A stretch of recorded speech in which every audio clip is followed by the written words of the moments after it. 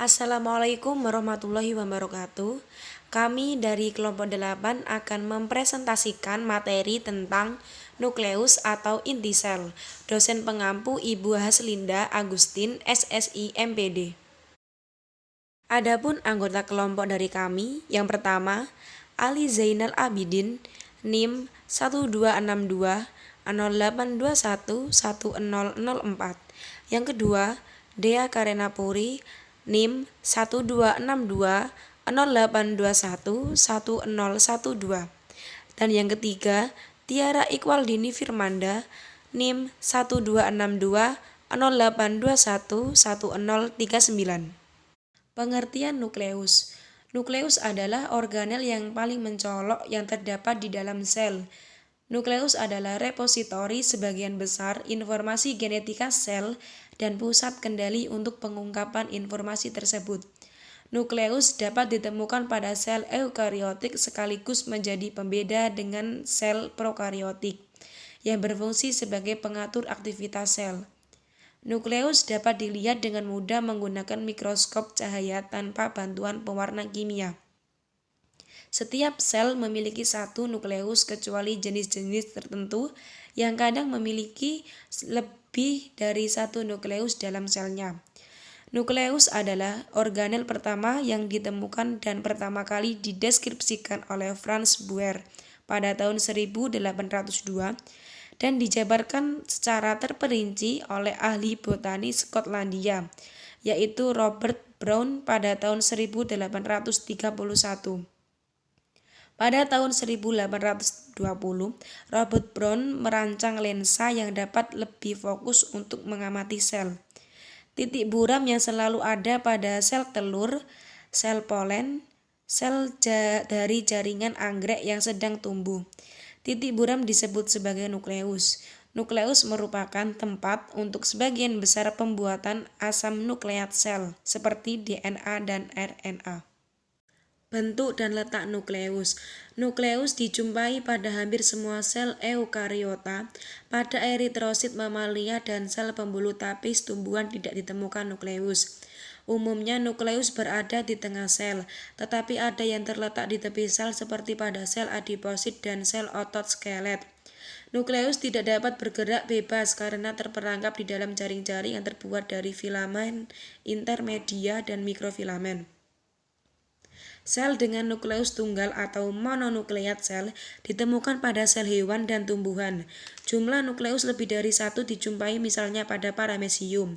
Pada hewan ini ditemukan dua nukleus atau dinukleus sel, yaitu makronukleus dan mikronukleus. Sedangkan sel dengan jumlah nukleus lebih dari dua atau banyak, atau polinukleat sel, dijumpai pada otot skelet sel hewan dan pada tumbuhan misalnya pada ganggang Fauceria.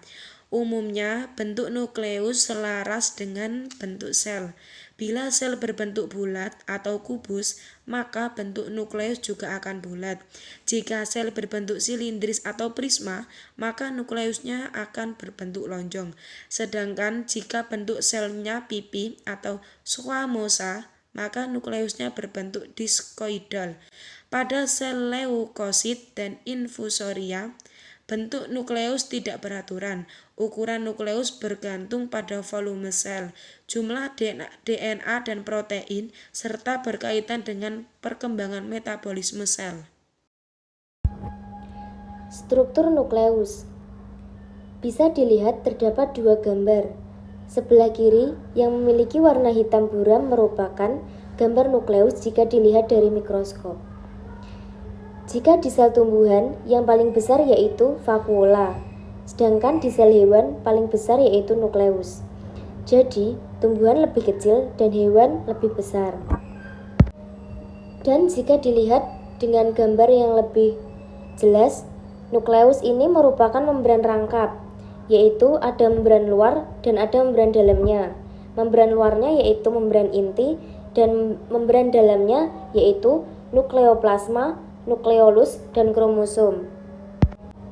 Yang pertama yaitu membran inti, merupakan bagian terluar dari inti sel. Membran sel inilah yang membedakan antara sel eukariotik dengan sel prokariotik. Di di mana pada sel prokariotik tidak ada membran sel.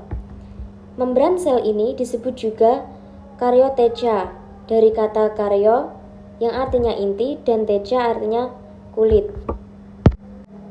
Fungsi membran inti sel secara keseluruhan adalah mengadakan pertukaran zat dengan sitoplasma, dan membran inti memiliki fosfolipid. Nah, pada gambar inti sel terdapat di mana? Pada gambar tersebut mencakup semua bagian inti sel kecuali gambar bawah yang berwarna biru ini adalah Re kasar dan pinggiran berwarna kuning adalah sitosol. Nah, kita masuk satu demi satu struktur inti sel. Di struktur nukleus ada yang pertama membran dalam. Di nukleus, membran dalam yang berbentuk seperti kantung.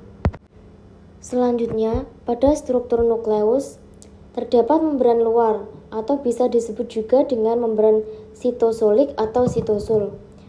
Membran luar ini langsung berhubungan dengan retikulum endoplasma. Adapun fungsi membran luar yaitu membentuk dan memodifikasi protein. Yang selanjutnya, terdapat ruang antar membran atau peronukleus. Ruang antar membran ini merupakan ruangan yang memisahkan antara dua membran, yaitu membran dalam dan luar, dengan ukuran sekitar 20-40 nanometer. Karena membran luar terhubung dengan retikulum endoplasma, maka membuat ruang antar membran juga terhubung langsung dengan lumen retikulum endoplasma. Jika dilihat di gambar, ruang antar membran yaitu yang berwarna putih yang melingkar. Jadi bisa dilihat bahwa ruang antar membran ini merupakan pemisah antara membran luar dan membran dalam. Yang gambar membran luarnya mengarah keluar dan membran dalamnya mengarah ke dalam. Kemudian selanjutnya ada pori-pori nukleus. Jika dilihat dari gambar, pori-pori nukleus ditunjukkan dengan gambar yang terdapat pori-porinya, itu merupakan pori-pori nukleus. Adapun memiliki fungsi sebagai tempat bergeraknya protein dan RNA. Yang selanjutnya yaitu nukleoplasma atau sering disebut dengan cairan yang terdapat dalam nukleus atau inti sel. Nukleoplasma ini seperti sitoplasma. Jika sitoplasma cairan yang terdapat di dalam sel, sedangkan nukleoplasma terdapat di inti sel. Nukleoplasma, istilah lainnya yaitu karyoplasma. Nukleoplasma mengandung air, garam, granula, senyawa organik, nukleoprotein, dan kromatin. Jika diamati, nukleoplasma ini terdapat di dalam membran dalam nukleus. Yang selanjutnya yaitu nukleolus, yaitu inti dari nukleus, atau bisa disebut juga dengan anak inti. Memiliki fungsi sebagai tempat pembentukan RNA ribosom. RNA merupakan molekul polimer yang terlibat dalam berbagai peran biologis dalam mengkode, dekode, regulasi, dan ekspresi gen. Maksudnya apa? Di RNA inilah materi genetik disimpan, baik itu untuk mengkodenya atau dekode mengubah kodenya atau regulasi menciptakannya dan ekspresi gen. Nukleolus ini mengandung fosfoprotein, DNA, dan enzim. Kemudian terdapat kromosom. Di gambar terdapat gambar kromatin, bagian dari kromosom. Kromosom memiliki arti kroma yang artinya warna dan soma yang artinya benang halus. Jadi, kromosom yaitu benang-benang halus yang bisa menyerap warna. Jika dilihat di gambar, kromatin merupakan bagian membran dalam yang berwarna ungu yang memiliki gambar seperti benang-benang. Itu merupakan gambar kromatin. Dan yang terakhir dari struktur nukleus yaitu ribosom. Pada gambar ribosom ditunjukkan dengan gambar bintik-bintik dengan warna hijau. Itu merupakan gambar ribosom. Yang selanjutnya yaitu membran dalam atau membran nukleoplasma. Membran dalam nukleus berlapiskan suatu anyaman setebal 10-20 nanometer. Anyaman ini terbentuk dari filamen intermedia yang pada mamalia terdiri dari 3 protein, yaitu lamin A, B, dan C. Anyaman ini disebut lamina nukleus. Bisa dilihat pada gambar, itu merupakan gambar lamina nukleus. Lamina ini dapat dipisahkan dari membran dalam. Protein lamina ini berikatan dengan protein integral maupun perifer dari membran dalam, juga dengan benang-benang halus atau kromatin di dalam nukleus. Bisa dilihat pada gambar, terdapat membran dalam dan membran luar, kemudian terdapat pemisah yaitu pori-pori nukleus. Dan di situ juga terdapat gambar lamina dan kromatin. Lamina nukleus berupa serat-serat. Yang pertama terletak pada sisi dalam di membran dalam selubung nukleus. Jadi, letak lamina nukleus berada pada membran dalam dan pada bagian dalamnya dari membran dalam selubung nukleus.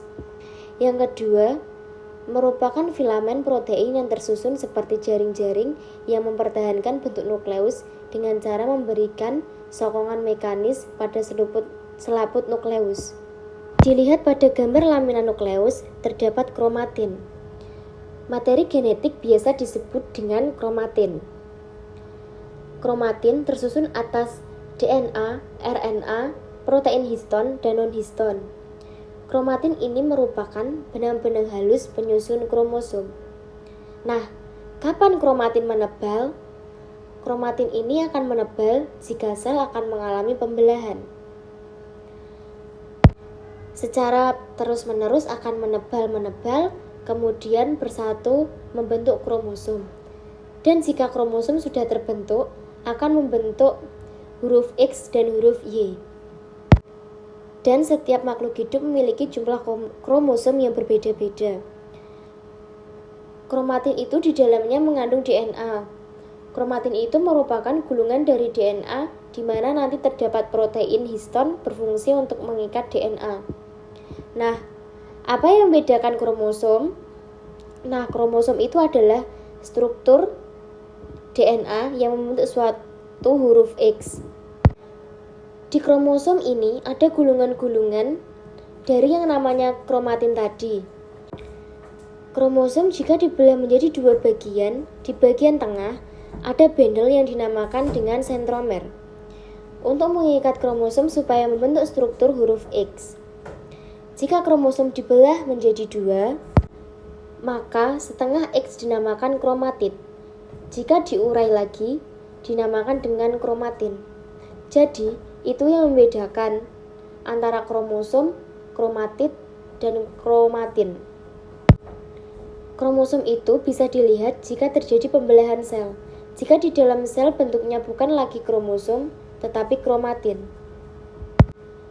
Kemudian, DNA tersusun dari 3 komponen, yaitu gula deoksiribasa, basa nitrogen, yang di dalamnya terdapat timin, adenin, guanin, dan sitosin, dan fosfat. Gabungan dari ketiga komponen DNA disebut dengan nukleotida. DNA penyusun kromosom merupakan polinukleotida rangkap yang tersusun double helix. Kemudian, RNA tersusun dari 3 komponen, yaitu gula ribosa, basa nitrogen, yang di dalamnya terdapat adenin, guanin, sitosin, dan urasil, dan fosfat, dalam bentuk benang polinukleotida tunggal linier.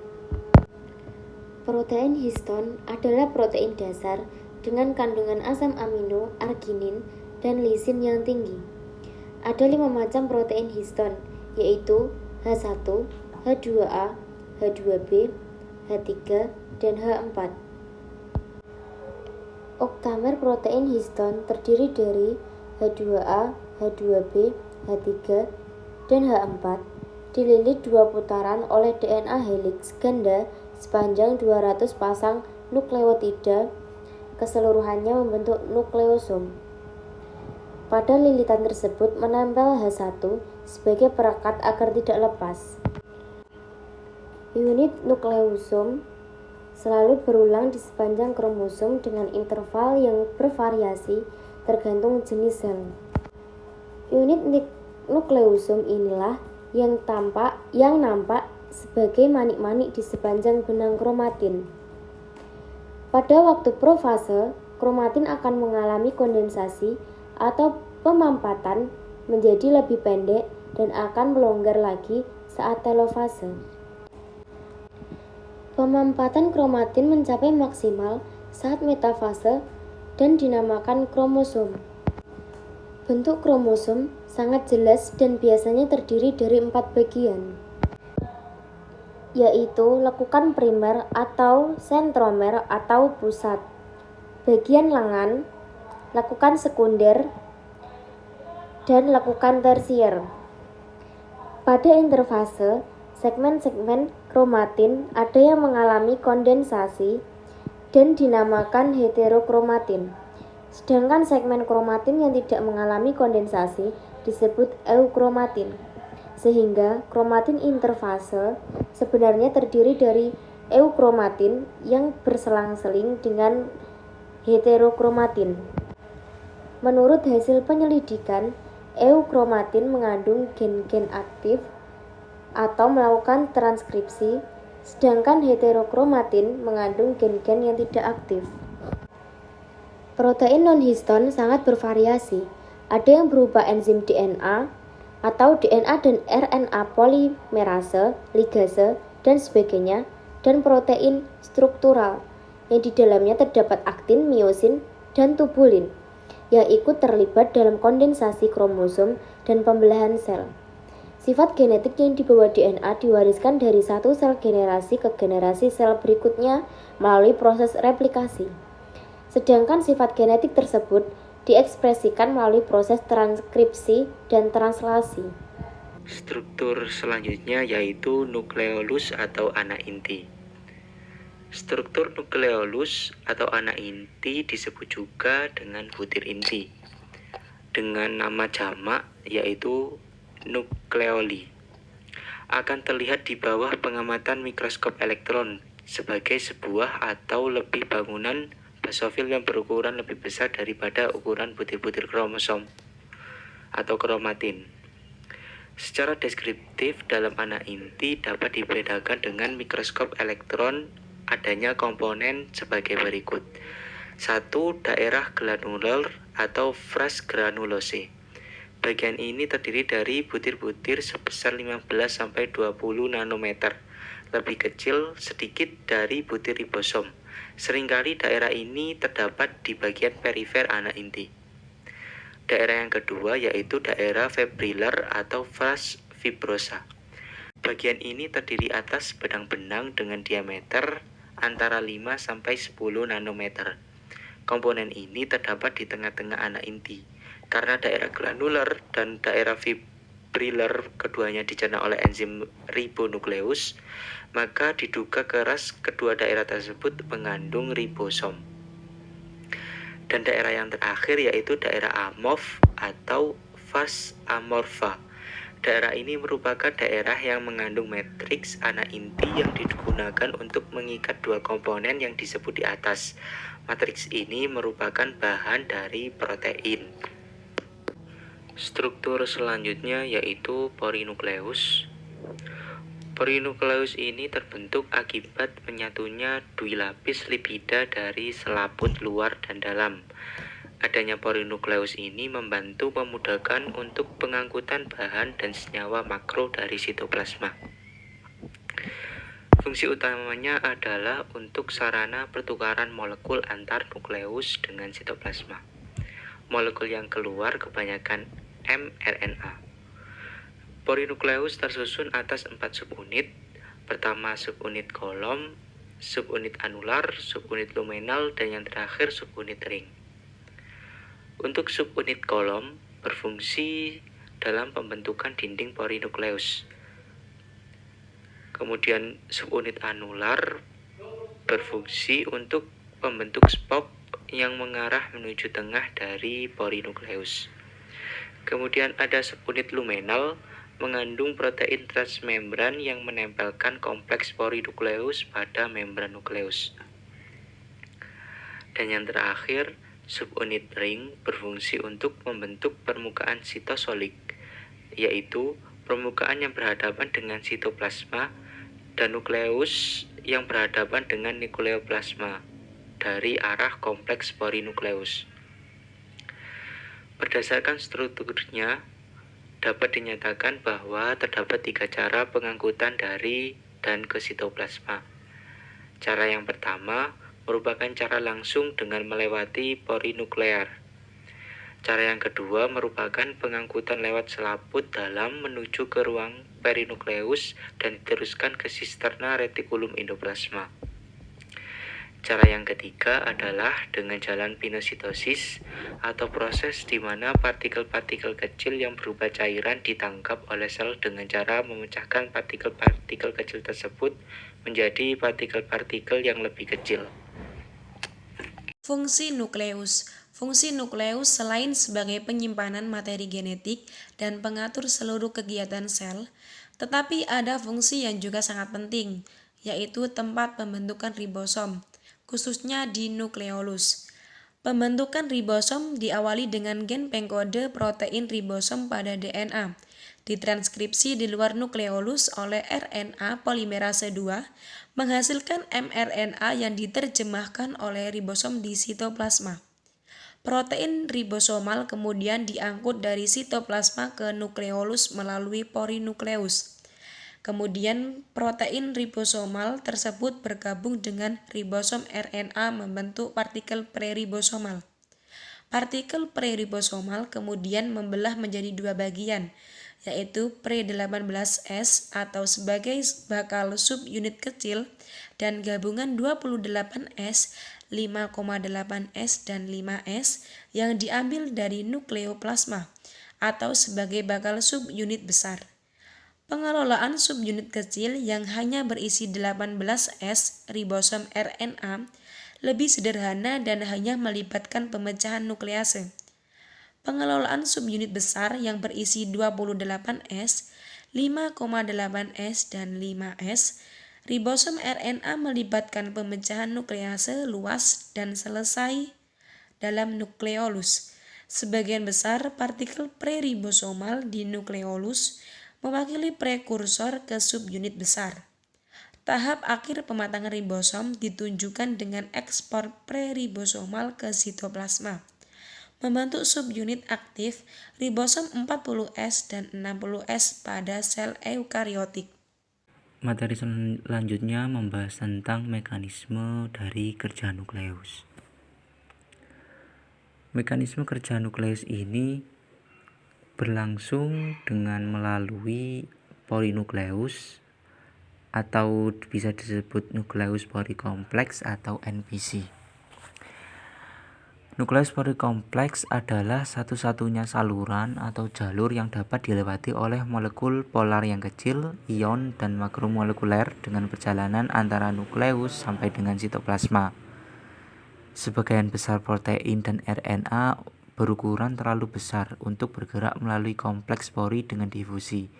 Maka dari itu diperlukan melalui proses transport aktif di mana protein dan RNA yang sesuai dikenali dan diangkut secara selektif ke arah tertentu. Hanya sebagian protein yang dapat memasuki ke dalam nukleus, yaitu hanya protein yang memiliki urutan asam amino spesifik atau yang mengandung sinyal lokalisasi nuklir atau NLS. Biasanya terdiri dari 1 atau 2 segmen pendek asam amino. Dalam proses mekanisme kerja nukleus ini terdapat 2 siklus. Yang pertama siklus impor dan yang kedua siklus ekspor. Dalam siklus impor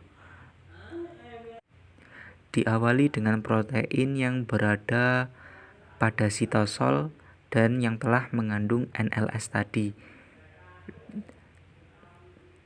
Kemudian protein yang mengandung NLS tadi dikenali oleh jenis protein reseptor khusus yang disebut importin. Importin mengikat NLS dan membawanya menuju ke porinukleus. Setelah sampai di nukleus, kompleks protein importin NLS tadi tiba-tiba bertemu dan bergabung dengan protein pengikat GTP yang disebut dengan RAN. Interaksi antara importin dengan RAN GTP ini menyebabkan protein yang mengandung NLS dilepas oleh importin dan dibiarkan diproses di dalam nukleus. Setelah berpisah dengan protein yang mengandung NLS tadi, kompleks importin RAN GTP kemudian diangkut kembali menuju porinukleus ke sitoplasma. Setelah berada di luar nukleus atau berada dalam sitoplasma atau sitosol, ada sebuah protein dalam sitosol yang bernama RAN GAP. RAN GAP ini berfungsi untuk merangsang terjadinya hidrolisis pada GTP sehingga menjadi GDP. Hal tersebut menyebabkan importin juga memisahkan diri dari kompleks protein yang tadi dan siap kembali menjalankan perannya dalam impor dan ekspor protein. Sebenarnya untuk mengekspor material keluar dari nukleus, prosesnya sama saja dengan mengimpor material masuk ke nukleus. Perbedaannya hanya terletak pada jika transportasi keluar atau ekspor dari nukleus digunakan terutama untuk molekul RNA yang disintesis dalam nukleus tapi berfungsi dalam sitoplasma. Sedangkan transportasi masuk atau impor sebagian besar ditujukan untuk mengimpor protein yang disintesis dalam sitoplasma tetapi berfungsi dalam nukleus. Untuk proses yang selanjutnya yaitu siklus ekspor, pertama-tama dimulai dari RAN GDP dalam nukleus yang terdapat GEF. GEF merangsang RAN GDP sehingga merubahnya lagi menjadi RAN GTP. Pada tahap selanjutnya, sama halnya dengan proses transport impor tadi, terdapat protein RNA yang ditempeli oleh sinyal eksplor nuklir atau NES dan juga terdapat jenis protein reseptor dalam nukleus yang disebut eksportin yang mengikat kompleks protein RNA NES dan RNA GTP. Kompleks protein yang telah terbentuk kemudian dibawa keluar dari nukleus menuju sitosol oleh eksportin melalui porinukleus. Setelah berada dalam sitosol, RAN GTP bertemu lagi dengan GAP yang menjadikan RAN GTP terhidrolisis berubah menjadi RAN GDP lagi, sehingga kompleks protein yang sebelumnya terbentuk menjadi terpisah-pisah. Eksportin pun melepaskan protein RNA NES-nya dan meninggalkannya dalam sitosol. Yang terakhir, eksportin akan kembali menuju ke dalam nukleus lagi dan siklus berlangsung berulang-ulang.